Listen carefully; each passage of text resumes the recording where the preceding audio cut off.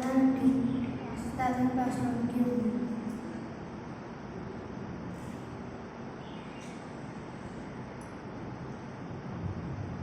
కీర్తనలు చాప్టర్ 119. యెహోవా ధర్మశాస్త్రం అనుసరించి నిర్దోషంగా నడుచుకుని వారు ధన్యులు. ఆయన శాసనమును గైకొంచు పూర్ణ హృదయంతో ఆయన వెతుకువారు ధన్యులు. వారు ఆయన మార్గంలో నడుచుకొచ్చు ఏ పాపమును చేయరు. ఈ ఆజ్ఞను జాగ్రత్తగా గైకొనమని నీవు మాకు ఆజ్ఞాపించేదావు.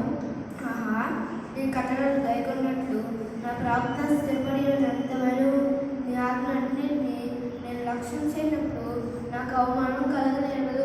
నీతిగా నీ న్యాయాలను నేను నేర్చుకున్నప్పుడు యథార్థ హృదయంతో నీ కృతజ్ఞతాస్తులు చెల్లించెదను. నీ కట్టడలనే గైకొందును. నన్ను బొత్తిగా విన్నాడము.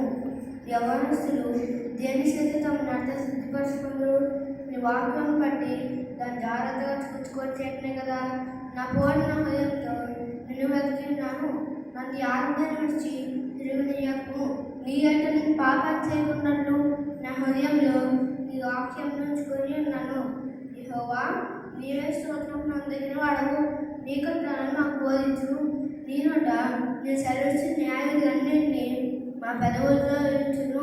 సర్వ సంపద దొరికినట్లు నీ శాసన మార్గం బట్టి నేను సంతోషించున్నాను. నీ ఆజ్ఞలను ధ్యానించను. నీ త్రోవను మన్నించను. నీ కట్టడలు బట్టి నేను దర్శించను. నీ వాక్యం నేను మరొక ఆమేన్.